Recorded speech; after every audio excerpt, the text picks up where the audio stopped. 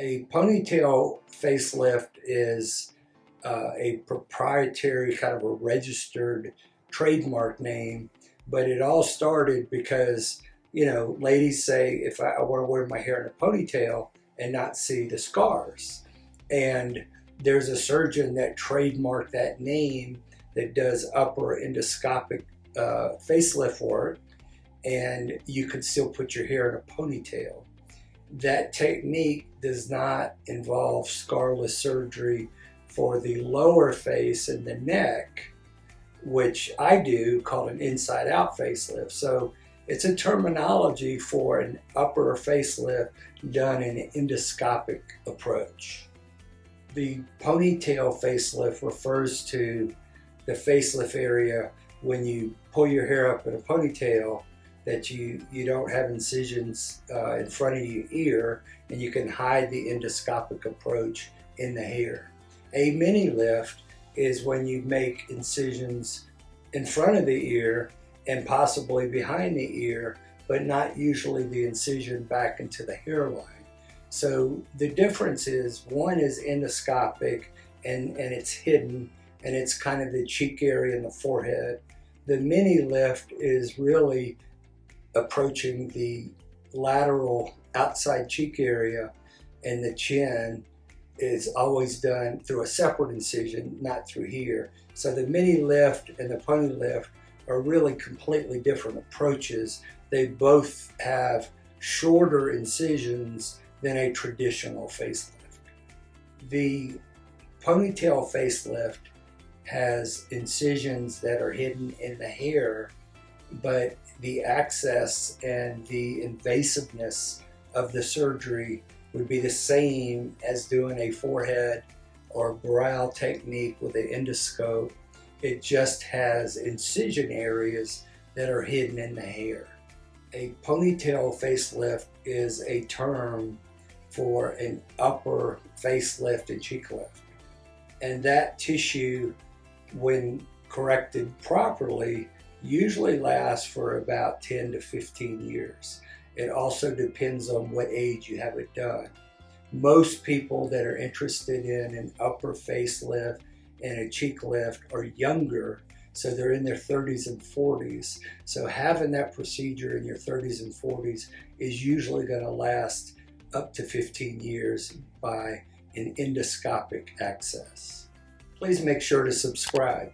A ponytail facelift, like a lot of things, got its name from just common conversation. A doctor out in California was talking to a patient, and she said, I want it to look like when I pull my hair up in a ponytail, and basically I want to have a ponytail facelift. And they laughed about it, and she said to him, you should trademark that. And he said, I think I will. And he did. So a ponytail facelift is literally pulling up your hair in a ponytail and you can't see scars around your ears. A ponytail facelift incision area involves making incisions up in the hair to work on the brow area and the lids in the cheek area.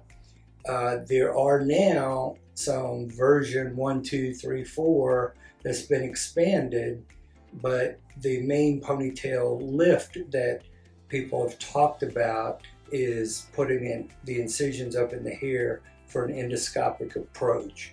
You can also go behind the ear, and you can go into the neck area as a traditional facelift, and I think that's now called a ponytail 4 or 3 or something.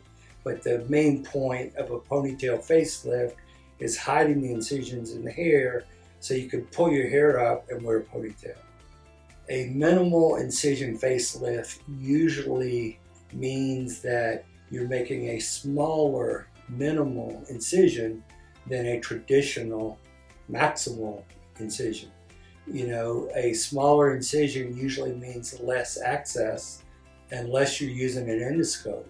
Most people doing a minimal incision are making incision in front of the ear and around and in back of the ear.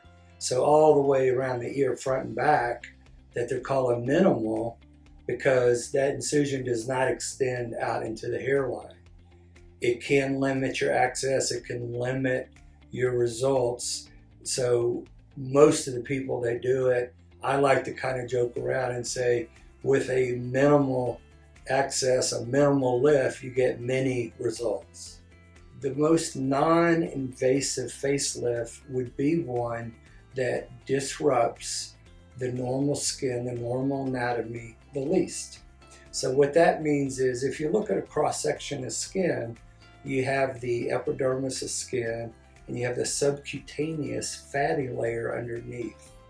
And right between those, you have a strip of blood vessels called a plexus. If you don't disrupt that vascular plexus, that's less disruptive. A traditional facelift separates the skin, kind of peels it back, and you expose that fatty layer, but you're also disrupting that blood supply. So you have a superficial and a deep blood supply. If you have a technique that does not alter in any way the superficial blood supply and keeps a deep blood supply intact, that would be the least invasive from a disruptive standpoint. And that's the technique of an inside-out facelift, where you're underneath the blood supply and you're not disrupting any superficial or deep blood. So it's the least invasive, least disruptive to the normal anatomy. Would be an inside-out facelift, which is done through the mouth, behind the lid, and some hidden areas in the hair, some of it with an endoscope, some of it with not. And that gives the most natural result that also happens to be the least invasive.